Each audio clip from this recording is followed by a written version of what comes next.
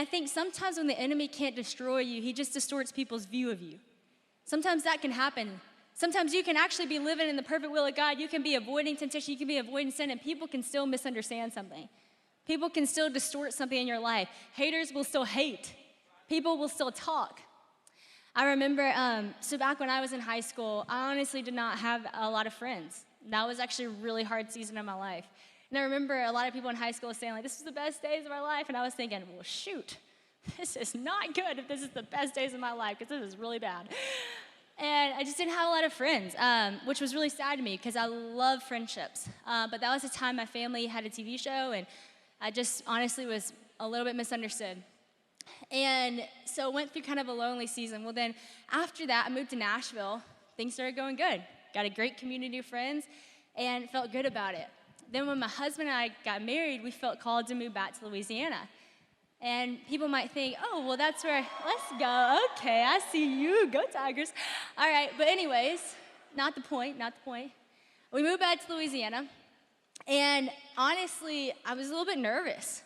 I didn't know how I was going to make friends, how I was going to build community, because this was a place where I actually had a lot of hurt, where I actually didn't have a lot of friends, had a lot of friend hurt and whatnot.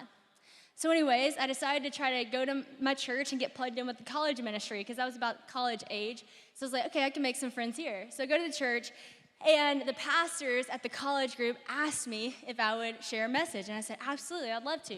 So I started preparing a message, and I actually prepared this message. And I go up and I preach at our college night, and this girl comes up to me after, and she is crying. And she hugs me, she's crying.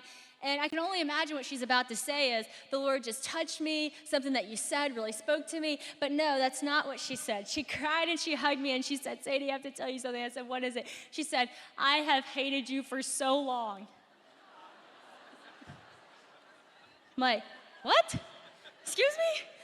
Nice to meet you too. Like, I don't even know her. She said, I've hated you for so long. I don't even know you. I've never met you. I said, okay, yeah. She said, I just have to tell you, like, I'm so sorry because I've hated you for so long. And man, when you came back to this church, I was so annoyed that you moved back here. And I mean, I'm going to be honest with you. I didn't like you so much. I got a lot of people to not like you. So much so that when you started coming to the college group, I got a lot of people to leave because of you. I didn't know anything about this, okay? And it was crazy because here it is. It's like my worst fear, right? That I would be misunderstood.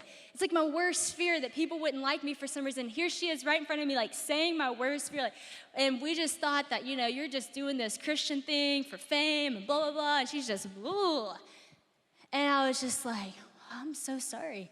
I hate that, and I'm starting to cry. And she says, but as you were preaching, I was so convicted because I realized I was the brother. I just realized that I just was jealous of you, and it made me start talking bad about you, and it got to a level of hate to where I wanted other people to think this about you, and then I did get people to think about you, and I got a lot of people to leave, and I feel horrible now, because now I can see that it's real. And after that, what's crazy is I was sad, of course. I mean, that's hurtful.